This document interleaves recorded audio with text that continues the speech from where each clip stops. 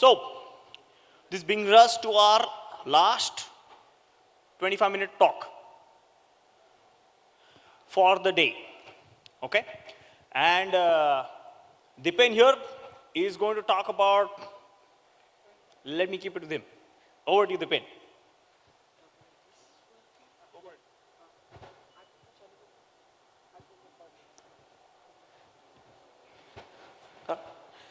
Cool. I know you people are tired, exhausted. I'll keep my presentation short. Mandatory things first. I am Deepan Kumar, staff engineer in G2. So yes, I have around 10 years of experience in software development, predominantly on Ruby on Rails. And yes, I've survived a lot of Rails upgrades. I've started from Rails 3 without losing much of my hair. I mean, Gautam, don't get offended. Uh, yes, I've also debugged a lot of times at midnight. Hopefully you guys as well. That's about me. Right, this is second mandatory thing. The place that pay me to do this, G2. So those who don't know about G2, G2 is a software marketplace where we operate in both B2B and B2C end. On one end, we help software buyers to choose, compare right softwares, as we have 3 million genuine authenticated reviews. So it helps people to choose right tools for their company, for their business, anything. On the other hand, we help brands to improve their market presence. We help generating leads. We have a lot of buyer intent signals, which eventually converts as a leads. So to be short, G2 lives and breathes with software problems. So am I. Right, the topic. Okay, yes, yet another AI topic, bear with me. But this time, AI at runtime. We have seen topics about AI at your dev space, even observability stack. It's all good, but imagine this. You get a production bug. Instead of you waking up in the middle night and fixing it, there is someone in the code itself who wakes up silently, digs deep the error, finds the root cause, fixes that, and raises a PR. Not deploy, raise the PR, because, of course, you need to review that. So all this without human intervention. Isn't that crazy or scary, overwhelming? Let's see the journey. That's what my talk is about. Right, before that, why this madness? Like, I want to tell you how I started this. For me, at least, this is how I started with AI.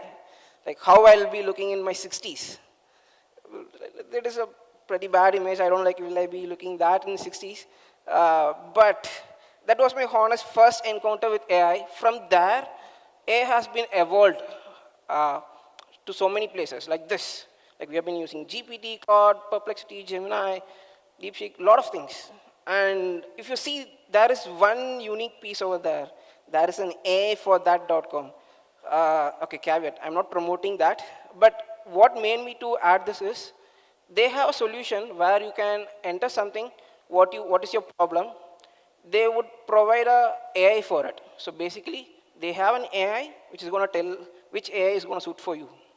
So that sounds crazy. Okay, but it have evolved a lot. But with all this evolution, yes, Stack Overflow, my dear friend. Yes, I've been into countless days. I've been into Stack Overflow. But yes, we are bidding a farewell. And this upvotes, yes, honestly, for me at least, getting an upvote literally feels like I'm getting an increment in a paycheck. So a lot of things have changed in AI, evolved in AI, and a lot of tools have gone and evolved. But with all this, how this bug fixing workflow has been evolved. Let's see that. So what's the traditional bug fixing workflow? So you do this. You deploy something. Eventually it gets broken sometimes. And your APM screams, then your PagerDuty gets the alert, you will investigate, then you fix it. So this is how the traditional bug flow will be. You'll be repeating the cycle forever. With after AI, how I've changed is like this. More or less the same. Definitely, the cycle is faster. We have been able to fix quite faster.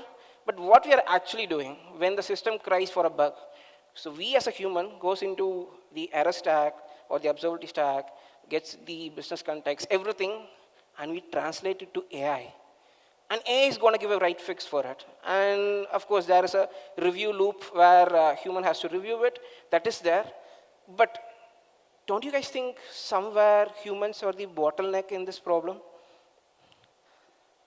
Yes.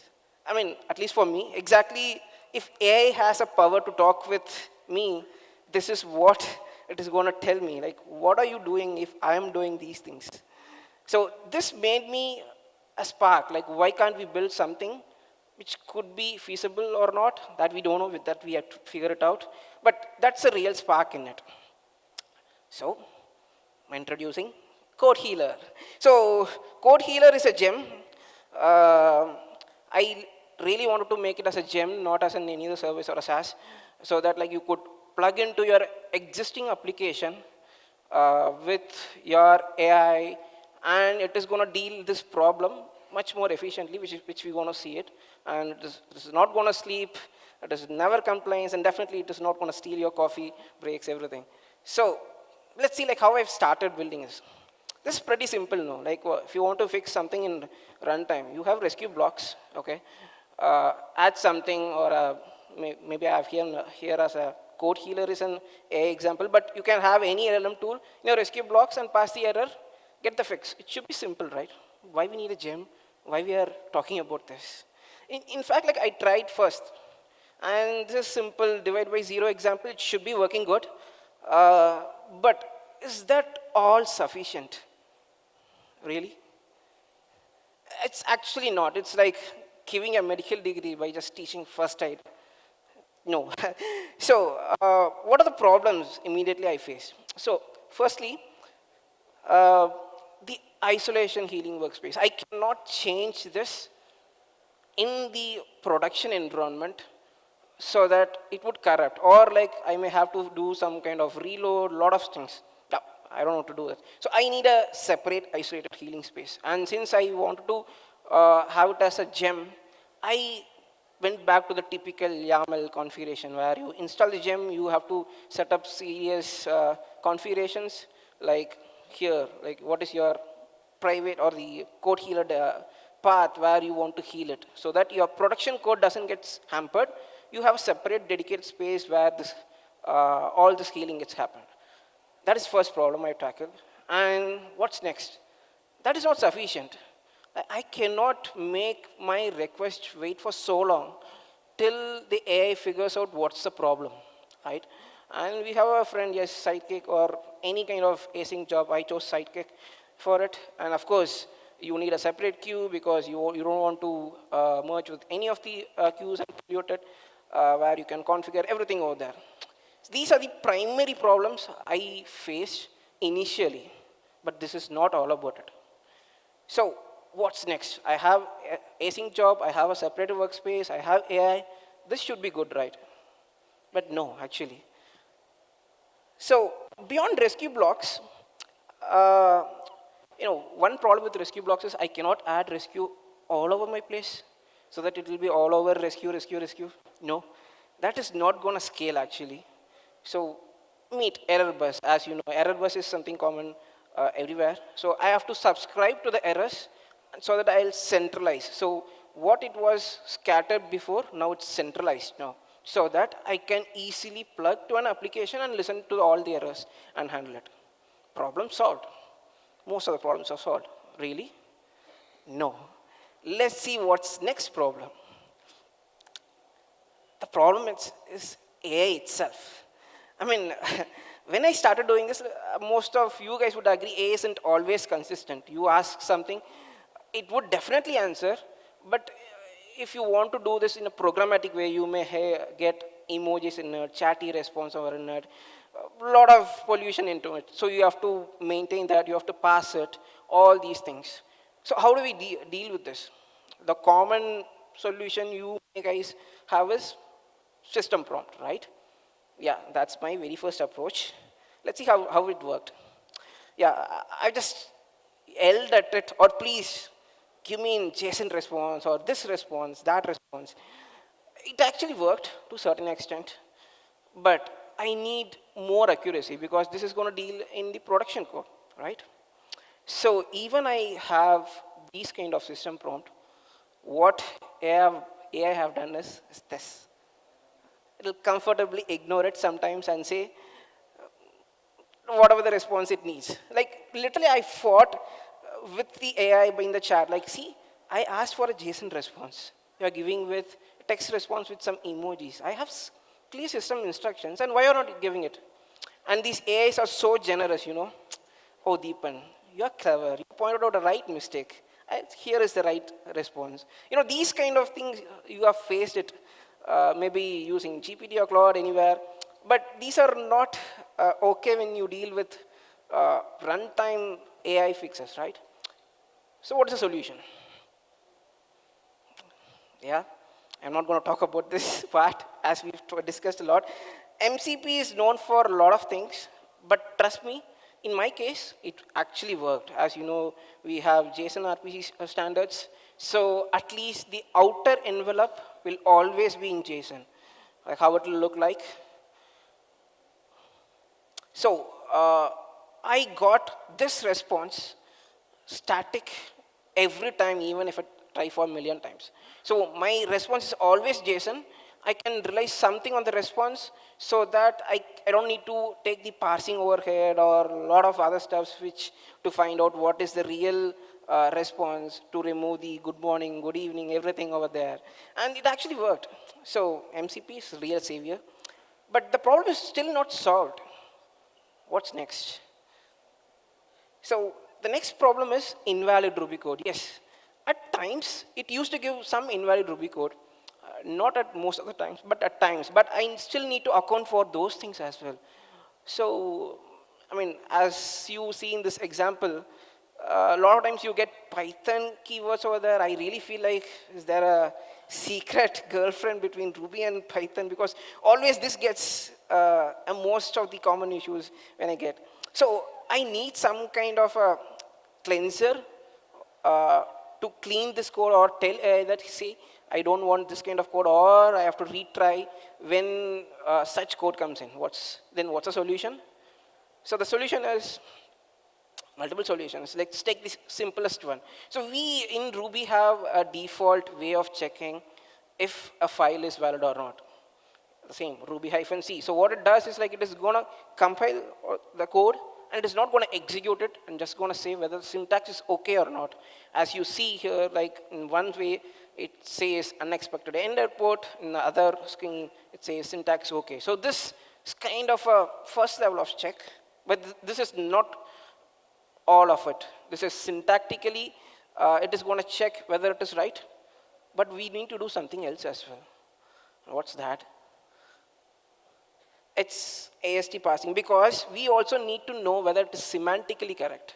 So if you see in this example, this calculate price is a valid method, and all of the content is still valid. But if you see the quantity variable is not declared anywhere, or that variable is not there in this code piece. So this is semantically wrong. So these things would be definitely handled by AST parsing. Of course, thanks to my friend Puneet, who have discussed a lot about these things. But AST parsing is definitely a savior. Not in this way. Actually, it helps in the next part as well. What's next? So AST is going to help in diffing. Say, for example, you got the fixed code from AI. All you need is you have to apply to the code base in the right place so that you can achieve the mission of completely automating, or like at least 90% automating the bug fixing workflow, right? What we usually do is like, okay, we have the error in this line, so replace this with this, which is kind of fragile. But AST patching is going to help in a surgical way, where you can actually point the node where the error is and replace it very surgically that nothing gets broken up.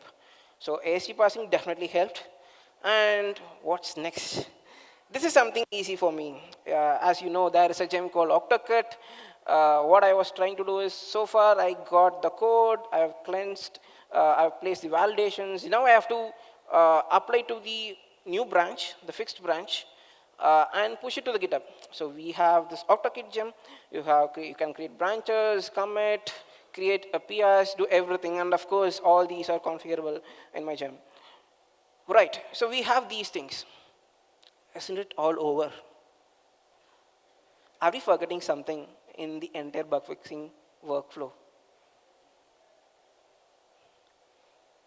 Okay, maybe I'll explain. Yes, this context problem. So this is, whatever we have seen is not sufficient because it does know about a single file or the single place of error.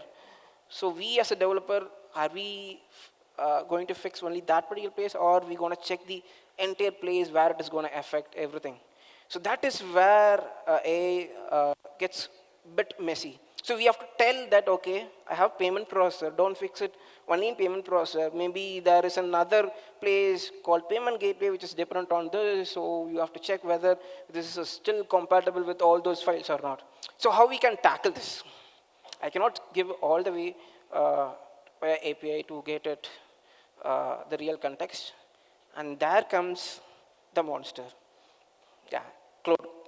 Cloud Code Terminal is something like you can install in your terminal. I repeat, actually you could give access to your code base in your terminal. So immediate questions you guys would ask, isn't it that safe? How you can trust an AI to grant your terminal access? But I have a different opinion here.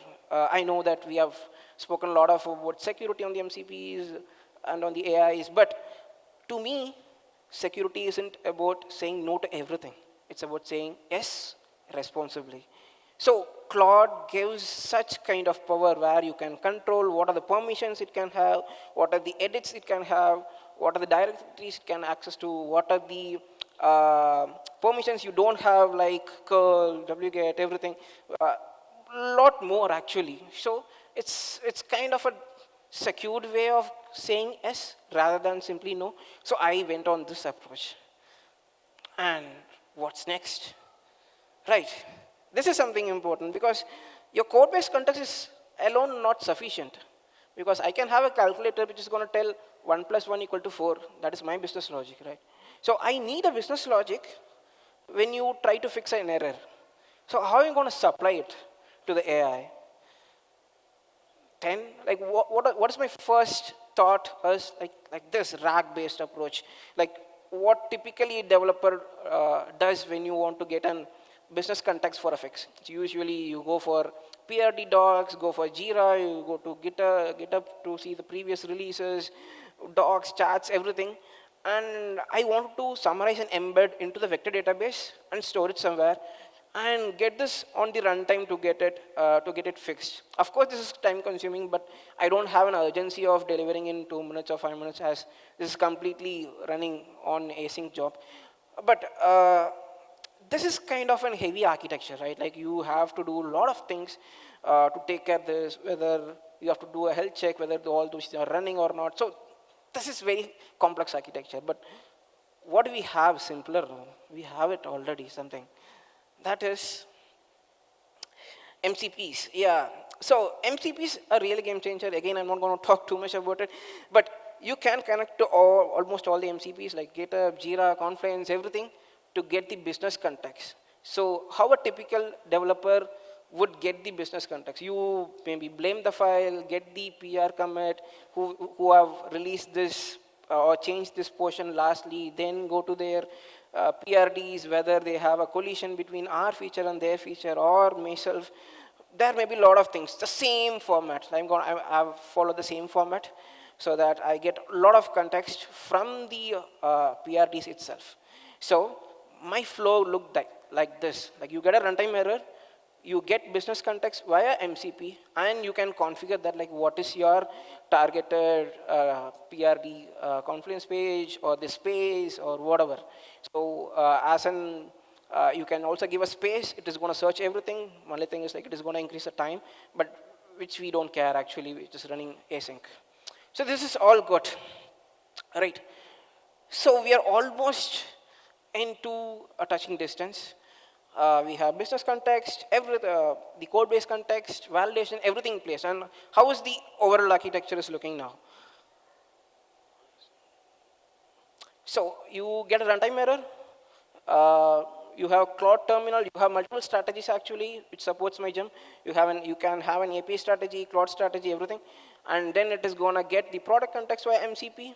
Then it is gonna apply the validation as we have discussed earlier, and it is gonna raise a PR. Not gonna deploy. Sorry for that, but it is gonna raise a PR tagging your dev team. So this is all done. Now, showtime. Let's see in live. I know live demos are risky, but let me show you. We'll see like how it works. So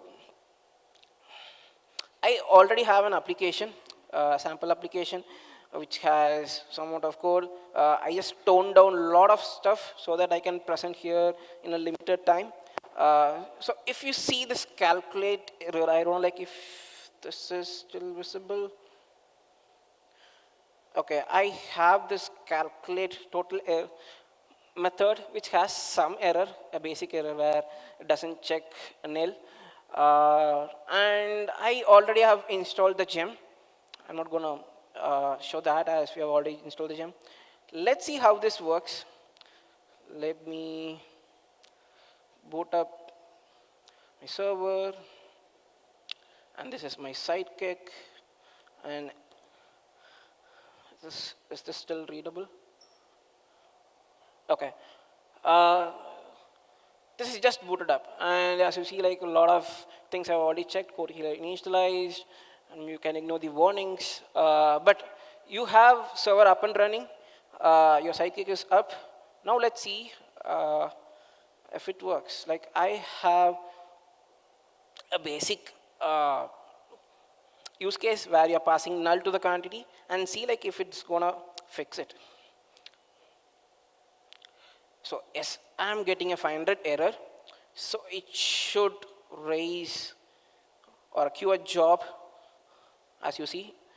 And my healer should start picking it up. As you see, it started from here. This is the back trace of it. So it created an isolated workspace. Then it would have fetched the latest branch code from the gate. It would have removed the unnecessary ones, and it have started initializing the code healer actually to get the right fix. So here, what's my business context? So I have a Confluence doc. I just toned down for the simplicity.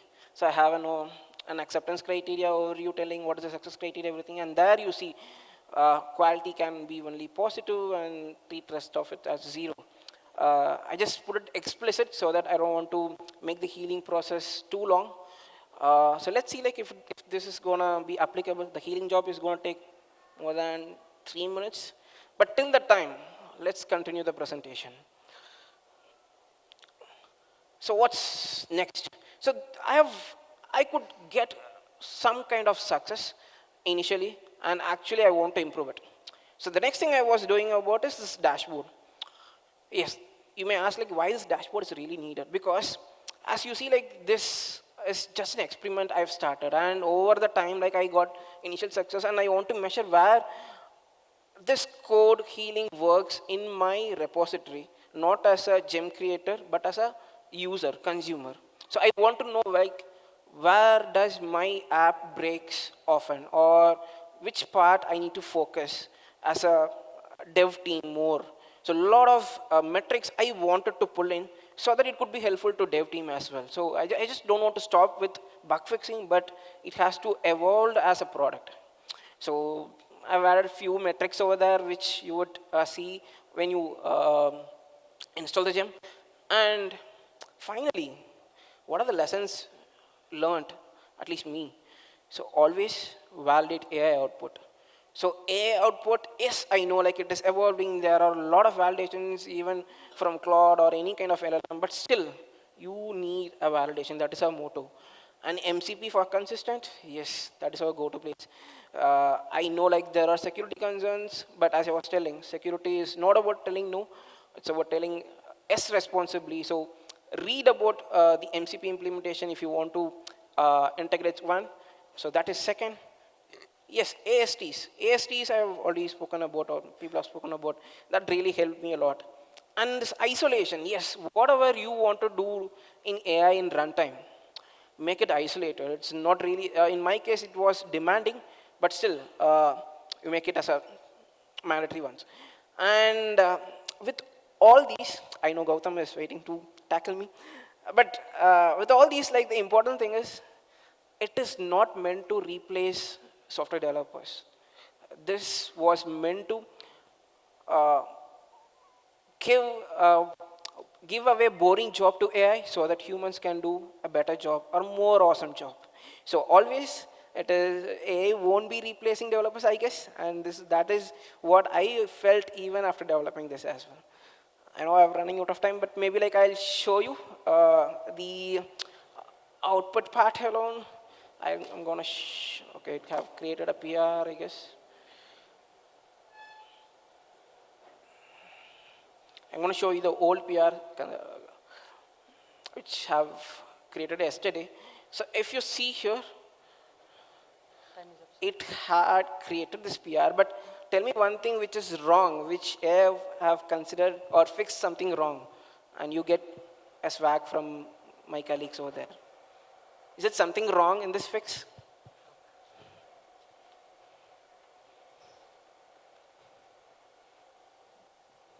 Any guesses?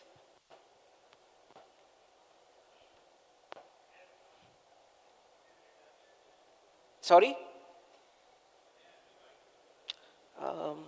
Can we pass on the mic over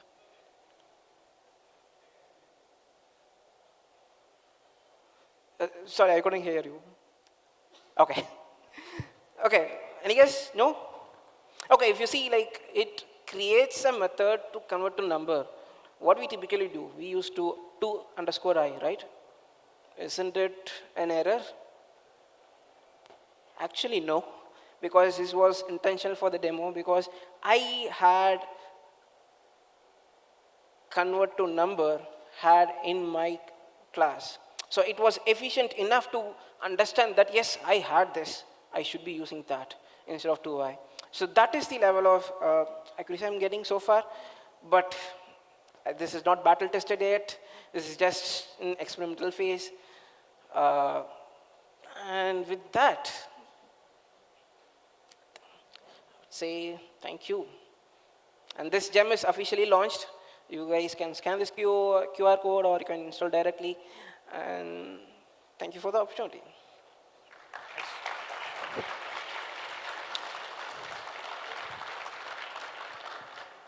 Awesome. I love it when somebody says just released. That's good stuff. That's how it should be.